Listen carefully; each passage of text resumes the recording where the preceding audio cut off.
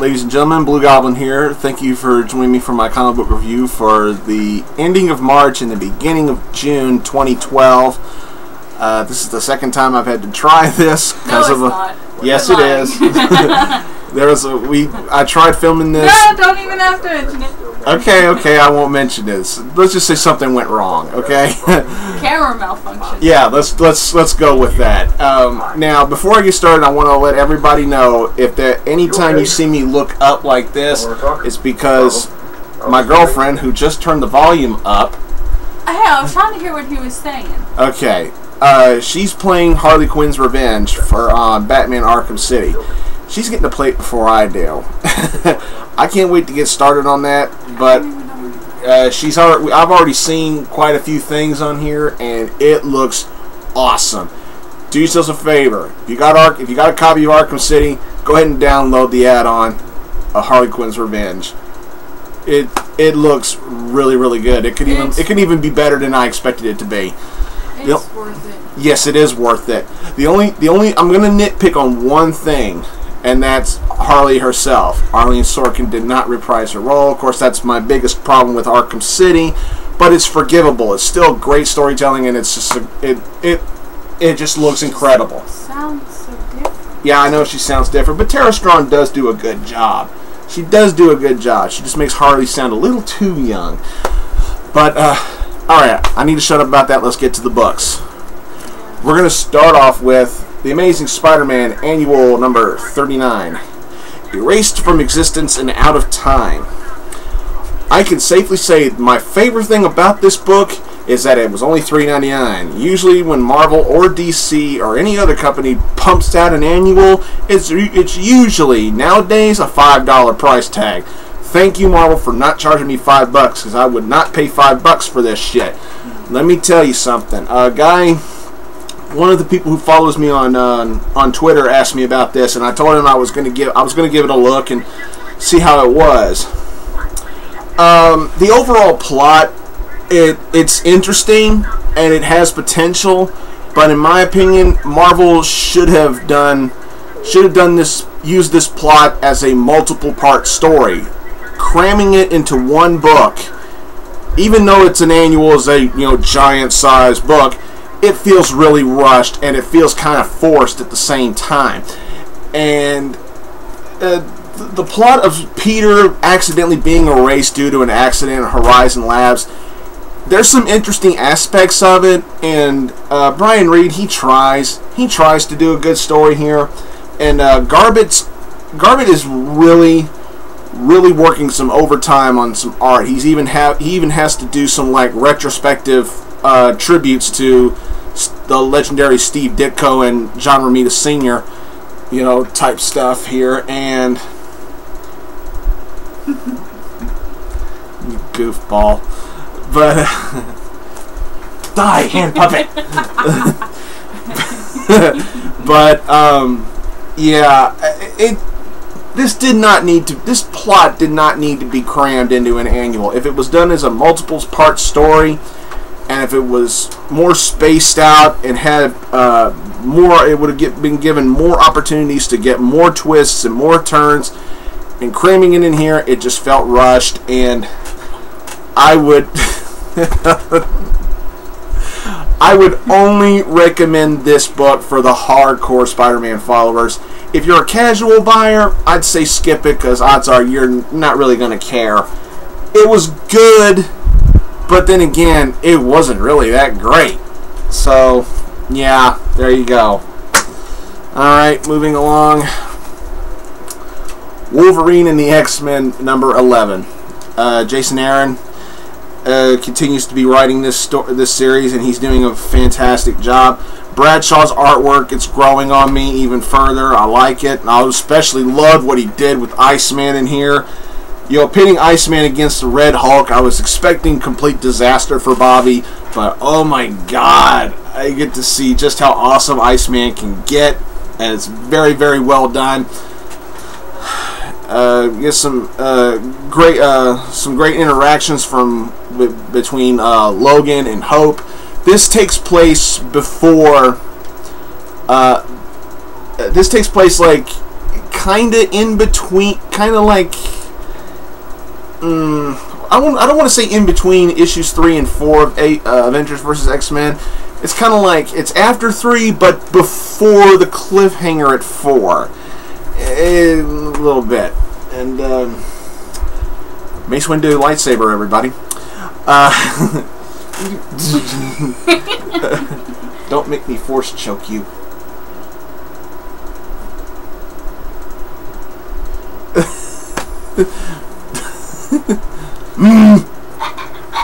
Oh shit! Okay, okay, it's off. It's off. But yeah, so really good details here. We got some interesting flashbacks between from Logan about his shit that he had to go through with Jean. Will you stop it? What do you say? Please. Okay. Okay. But another aspect of Hope's powers, she's borrowing Logan's powers here, and at a really opportune time. It's just this whole entire series has been nothing but fun, really fun, and a kind of an uh-oh kind of cliffhanger at the end. Very well done. I'm really impressed, Mr. Aaron. You're doing a fantastic job with that series. Now for the now for the pick of the week. Pick of the week, XMen Legacy number 267. Best in the world! Okay, yeah, there I did it. So what, you got a problem? You want to fight about it? Nah. Okay, XMen Legacy 267. Accuse yourself, young man. Bullshit, I didn't belch. I didn't do it either. Christos Gage, man, I tell you, you really saved this series. Just fantastic. I don't want to give hardly a damn thing away, but well, then don't. Please let me review this, sweetheart. Please. No. But wow, what an awesome issue, and especially for anybody who's a fan of Rogue. Woo.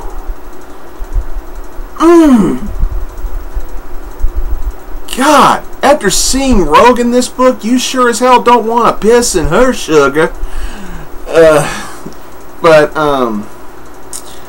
Yeah, especially what she does to Iron Man in here. Ooh.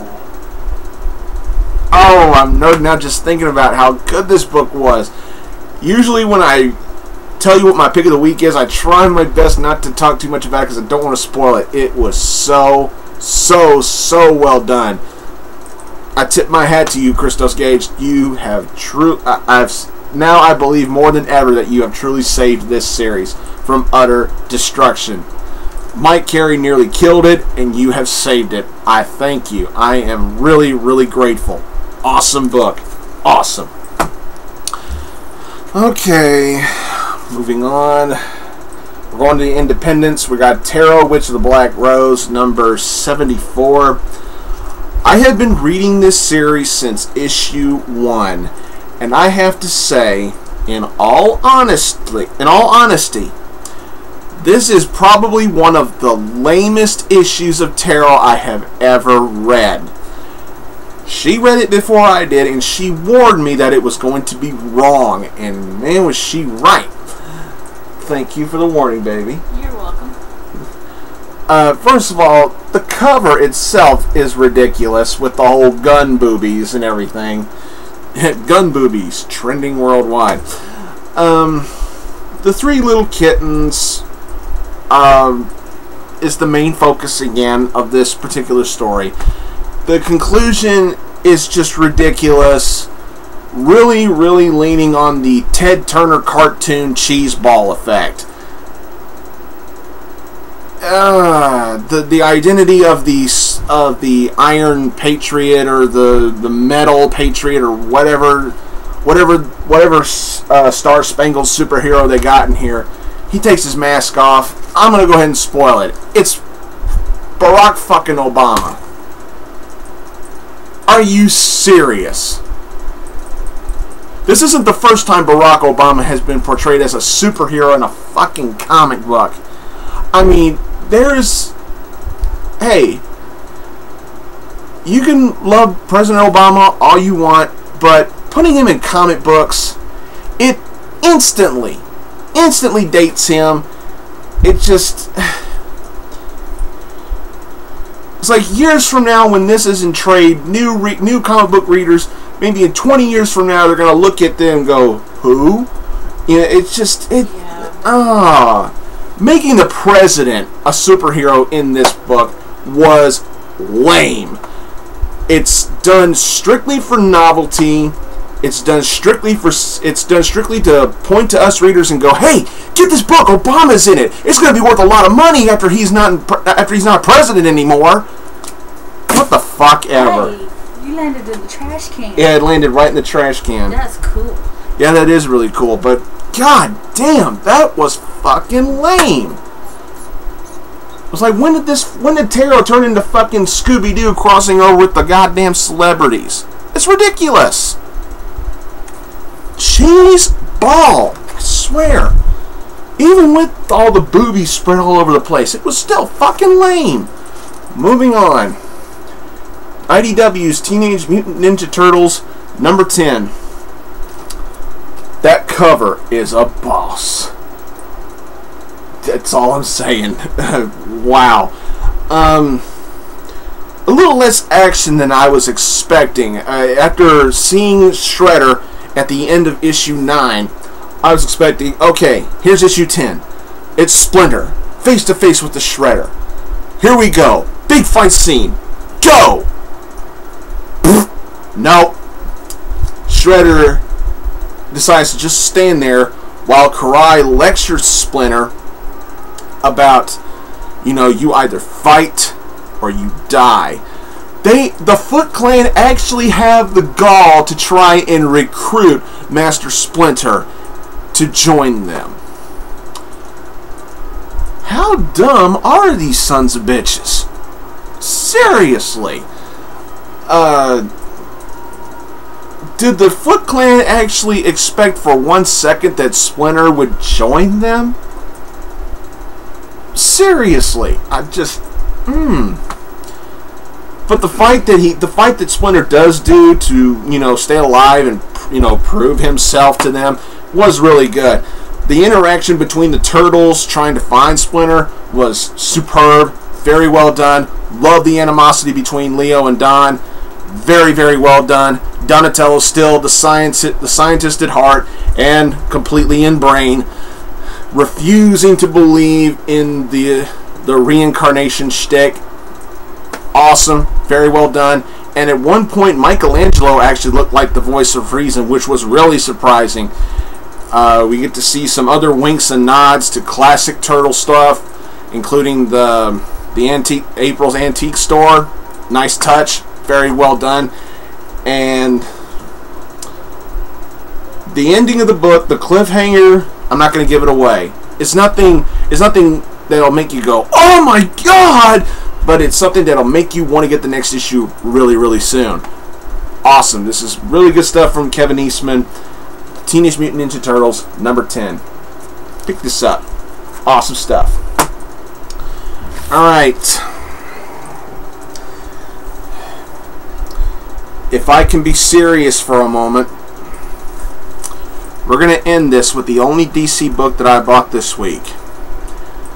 Now, I must warn you, I'm going to be very serious here. No gimmicks, no jokes, no stupid Earth 2 Blugoblin references, okay?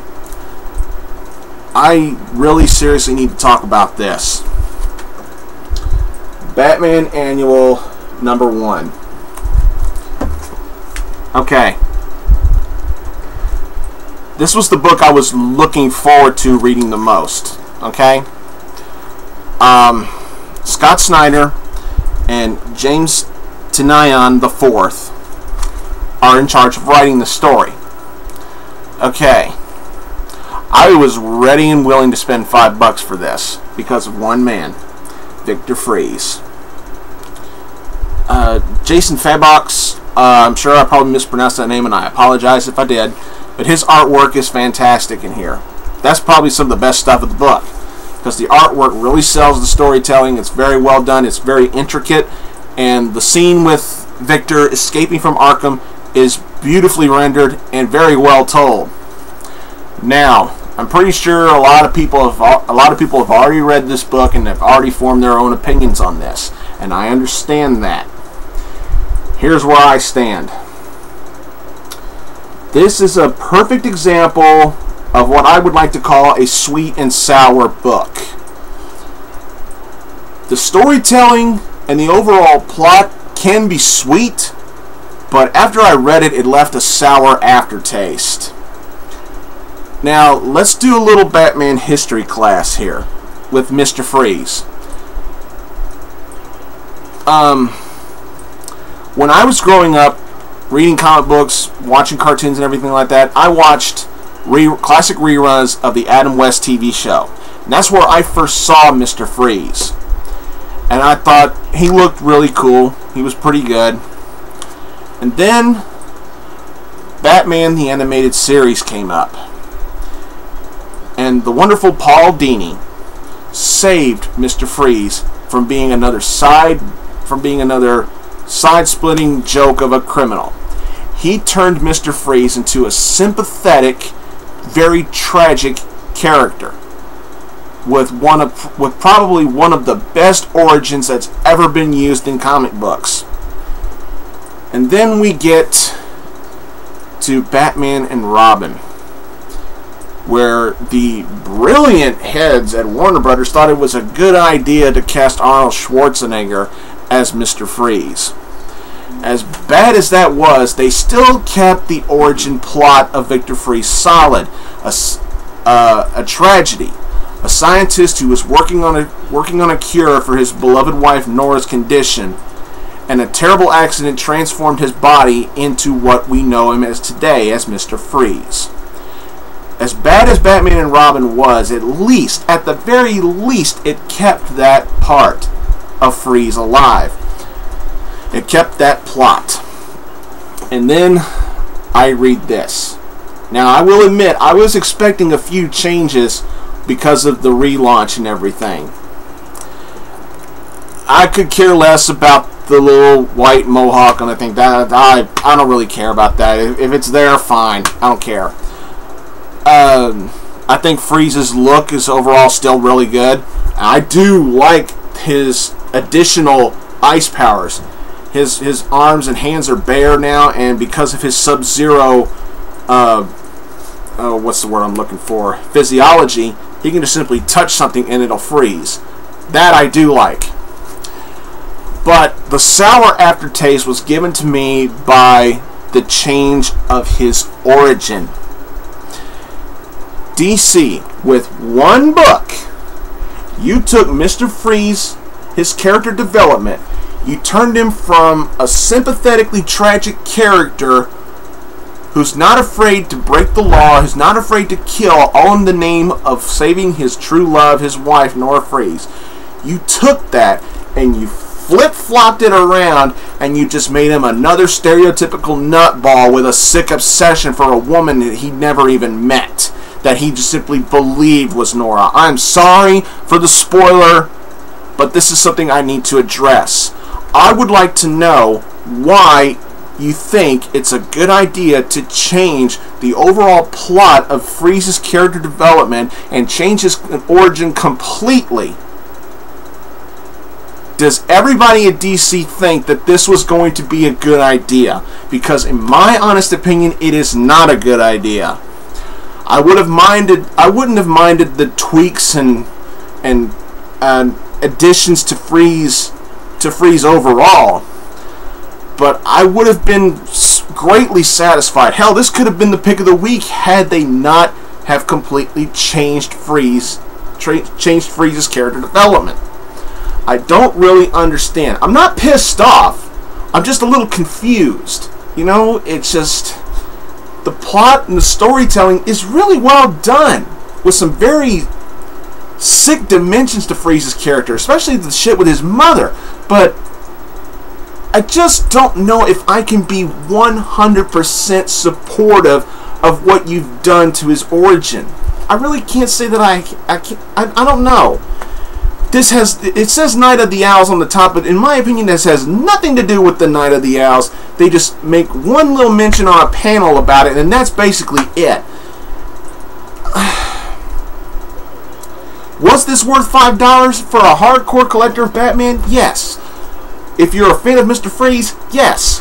It is worth paying $5 to read. It is definitely worth reading. It is definitely worth owning. But is this a monumental, stellar performance by DC and by Scott Snyder, James Tynion IV, and Jason Fabok? No. This could have been so much better than it was. But I'm only saying that because of the change. The change was not necessary.